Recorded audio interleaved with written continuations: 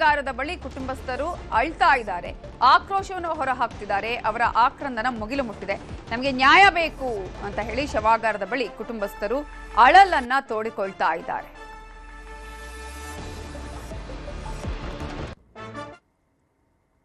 It's a pre planned murder.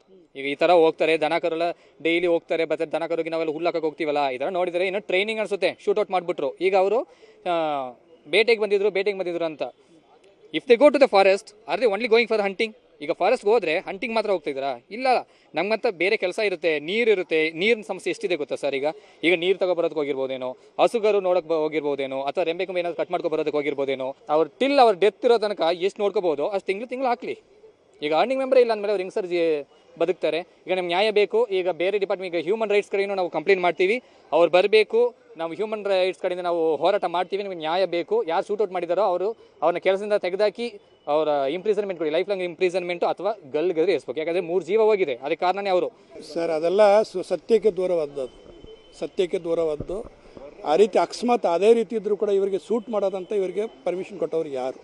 ಅಲ್ಲಿ ಏನು ನಡೆದಿದೆ ಅಂತ ಇವ್ರಿಗೆ ಏನಾದ್ರು ಪ್ರೂಫ್ ಇದೆ ಇವ್ರ ಹತ್ರ? ಅಮಾಯಕರನ್ನ 3 ಜನನ ಶೂಟೌಟ್ ಮಾಡಿ ಕೊಂದ್ಬಿಟ್ರಲ್ಲ, ಅವ್ರ ಫ್ಯಾಮಿಲಿಗೆ ಏನು, ಇವ್ರಿಗೆ ಯಾರು ಜವಾಬ್ದಾರಿ ಅವ್ರ ಫ್ಯಾಮಿಲಿಗೆ? ಅದರಿಂದ ಈ ಸರ್ಕಾರ ಅದನ್ನು ಗಂಭೀರವಾಗಿ ತಗೊಂಡು ಅವರು ಯಾರು ಶೂಟ್ ಮಾಡಿದಾರೋ ಅವ್ರನ್ನ ಗಲ್ಲಿಗೇರಿಸಬೇಕು. ಅವ್ರನ್ನ ಸುಮ್ಮನೆ ಬಿಡಬಾರ್ದು, ಸಸ್ಪೆಂಡ್ ಮಾಡಿಬಿಟ್ಟು ಮನೇಲಿ ಇಟ್ಕೋಬಾರ್ದು. ಅವ್ರನ್ನ ಗಲ್ಲಿಗೇರಿಸಬೇಕು, ಇಲ್ಲಾಂದರೆ ಜೀವ ಶಿಕ್ಷಣ ಕೊಡಬೇಕು ಅವರಿಗೆ. ಅವರ ಮನೆಯವರಿಗೆ ಸೂಕ್ತ ಪರಿಹಾರ ಸರ್ಕಾರದಿಂದ ಕೊಡಬೇಕು. ಅವರು ಎಲ್ಲ ಮಕ್ಕಳಿಗೂ ಅಥವಾ ಹೆಂಡತಿ ಮಕ್ಕಳಿಗೂ ಜೀವಂತವಾಗಿ ಇರುವ ತನಕ ಅವರಿಗೆ ಸೂಕ್ತವಾದ ಪರಿಹಾರ ಕೊಡಬೇಕಂತ ನಾವು ಮನವಿ ಮಾಡ್ಕೊಳ್ತೀವಿ. ಆಂಟೋನಿ ಸ್ವಾಮಿ ಇರ್ಬೋದು, ರೋಸ್ ಪೀಟರ್ ಇರ್ಬೋದು, ಕುಮಾರ್ ಇರ್ಬೋದು, ಎಲ್ಲರೂ ಕೂಡ ವ್ಯವಸಾಯನ ಮಾಡ್ತಾಯಿದ್ರು, ಕೃಷಿ ಚಟುವಟಿಕೆಗಳನ್ನ ಮಾಡ್ತಿದ್ರು. ತಮ್ಮ ಆತ್ಮರಕ್ಷಣೆಗೆ ಬಂದೂಕನ್ನು ಇಟ್ಕೊಂಡಿರ್ಬೋದು. ಆದರೆ ಅರಣ್ಯ ಇಲಾಖೆಯವರು ಯಾಕೆ ಅವ್ರನ್ನ ಶೂಟ್ ಮಾಡಿದ್ದಾರೆ ಅನ್ನುವಂಥದ್ದು ಸದ್ಯಕ್ಕೆ ಅವರ ಕುಟುಂಬಸ್ಥರು ಮಾಡ್ತಾ ಇರುವಂಥ ಪ್ರಶ್ನೆ. ನಾನು ಈಗ ಅವ್ರ ಕುಟುಂಬಸ್ಥರು ಇದ್ದಾರೆ, ನಾನು ಅವ್ರನ್ನ ಮಾತಾಡ್ತೀನಿ. ಸರ್, ಅವ್ರದ್ದು ಚಿಕ್ಕ ವಯಸ್ಸಿಂದನೇ ಕೃಷಿನೇನೆ ಸರ್. ಇವಾಗ they have not educated well sir. ಅವರು ಅಷ್ಟು ಸ್ಟಡೀಸ್ ಮಾಡಿಲ್ಲ. ಸೊ ನಾವು ಯೂಶ್ವಲಿ ನಮ್ಮದು ಫುಲ್ ವಿಲೇಜ್ ಒಂದು 500 ಮೆಂಬರ್ಸ್ ಇರ್ತೀವಿ ಸರ್. ಸೊ ಅದರಲ್ಲಿ ಆಲ್ಮೋಸ್ಟ್ 100% ಬರೀ ಕೃಷಿನೇ ಸರ್. ಹಸು ಇರುತ್ತೆ, ಇಲ್ಲಾಂದರೆ ಕೃಷಿ ಮಾಡ್ತಾ ಇರ್ತೀವಿ ಸರ್. ಸೊ ಅವ್ರು 3 ಮೆಂಬರ್ಸು ಅಷ್ಟೇ ಕೃಷಿನೇ ಮಾಡ್ತಿರೋದು ಸರ್. ರಾತ್ರಿ ವೇಳೆ ಯಾಕೆ ಅರಣ್ಯಕ್ಕೆ ಹೋದ್ರು ಅಂತ ಸರ್, ಒಂದು ಇವಾಗ ಯೂಶ್ವಲಿ ನಮ್ಮದು ಬಂದು ಎಂಡ್ ಆಫ್ ದಿ ವಿಲೇಜು. ಏನಾದರೂ ಒಂದು ಹಸು ಹೋಗಿರುತ್ತೋ ಇಲ್ಲ, ಮೇ ಬಿ ಅದು ಏನಕ್ಕಂತ ಇನ್ನೂ ನಮಗಿನ್ನೂ ಕರೆಕ್ಟಾದ ಮಾಹಿತಿ ಸಿಕ್ಕಿಲ್ಲ. ಇರುತ್ತಲ್ವ, ಇನ್ ಕೇಸ್ ಅವರು ಏನು ಭೇಟಿಗೆ ಹೋಗಿದ್ದೀರಿ ಅನ್ಕೋಬಿಡಿ.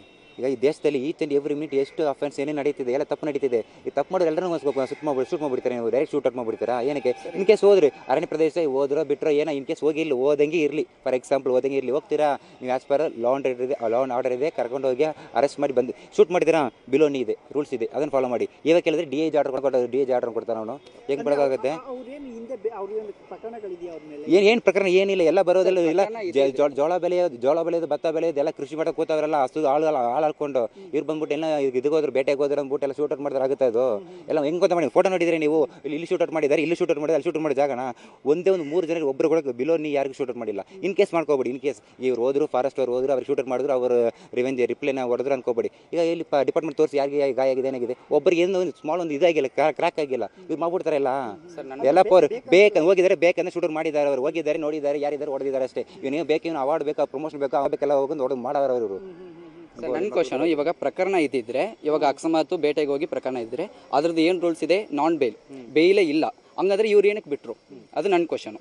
ಇವಾಗ ಅಕಸ್ಮಾತ್ ಇವಾಗ ಫಸ್ಟೇ ಪ್ರಕರಣ ಇದ್ದಿದ್ರೆ ಏನಕ್ಕೆ ಬೇಲಲ್ಲಿ ಬಿಟ್ಟರು? ಹಂಗಾದ್ರೆ ಅಲ್ಲೇ ಪ್ರಾಬ್ಲಮ್ ಇದೆ ತಾನೆ. ಅಕಸ್ಮಾತ್ ಅವ್ರು ಬಿಟ್ಟಿಲ್ಲ ಅಂದರೆ ಈ ಥರ ಶೂಟೌಟ್ ಆಗ್ತಾ ಇತ್ತಾ? ಏನಕ್ಕೆ ಶೂಟೌಟ್ ಮಾಡಿದ್ದು? ಇವಾಗ ಶೂಟೌಟ್ ಆದರೂ ಸಾಯಿಸೋ ಥರ ಶೂಟೌಟ್ ಮಾಡಿದ್ರೆ ಸರ್, ಅದೇ ನನ್ನ ಕ್ವಶನು. ಇವಾಗ ಯಾಕೆ ಅಲ್ಲಿ ಇರ್ತಕ್ಕಂಥ ಅರಣ್ಯ ಇಲಾಖೆ ಸಿಬ್ಬಂದಿಗಳಿಗೆ ಇವ್ರಿಗೆ ಏನಾದರೂ ಸರ್ ಏನಿಲ್ಲ ಸರ್, ಹೆಂಗೆ ಟ್ರೀಟ್ ಮಾಡ್ತಿದ್ದೀವಿ ಅಂದರೆ, ಬಂದರೆ ಅವರು ಚಾಪೆ ಹಾಕಿ ಮಲಗಿಸಿ, ನೀರು ಕೊಡಿಸಿ, ಮೊಸರು ಎಲ್ಲನೂ ಮಾಡ್ತಾ ಇದ್ದೀವಿ ಸರ್. ಸಮ್ಮರಲ್ಲಿ ಬಂದ್ಬಿಟ್ರೆ ಅವರಿಗೆ ಏನು ಮಜ್ಜಿಗೆ ಹಾಕ್ತೀವಿ, ಗಂಜಿ ಮಾಡಿ ಕೊಡ್ತೀವಿ, ಎಲ್ಲ ಟೀ ಕೊಡ್ತೀವಿ, ಜ್ಯೂಸ್ ಕೊಡ್ತೀವಿ, ಎಲ್ಲ ಕೊಡ್ತೀವಿ. ನಮ್ಗೆ ಅದು ಏನಕ್ಕೆ ಶೂಟರ್ ಮಾಡಿದ್ರು ಗೊತ್ತಿಲ್ಲ, ನಮ್ಗೆ ಏನಕ್ಕೆ ಶೂಟರ್ ಮಾಡಿದ್ರೆ ಅದು ಹೋದ್ರಂತೆ ಶೂಟರ್ ಮಾಡಿ, ನಮ್ಗೆ ತಿಳಿದಿರೋ ಪ್ರಕಾರ ಹೋದ್ರಂತೆ ಶೂಟರ್ ಮಾಡಿದ್ರಂತೆ ಅಷ್ಟೇ. ಬಂದುಕಿತ್ತ ಏನೋ ಗೊತ್ತಿಲ್ಲ.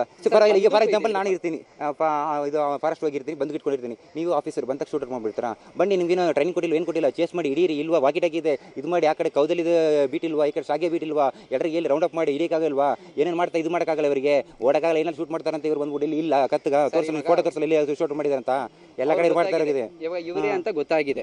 ಸೊ ಇವಾಗ 2 ದಿನ ಅದು ಬಿಟ್ಟರು ಇವ್ರನ್ನ ಹಿಡ್ಕೋಬಹುದು. ಎಲ್ಲಿ ಹೋಗ್ಬಿಡ್ತಾರೆ ಸರ್? ಇವರೇನು ಅದರ್ ಕಂಟ್ರಿಗೆ ಹೋಗೋಕ್ಕಾಗುತ್ತಾ?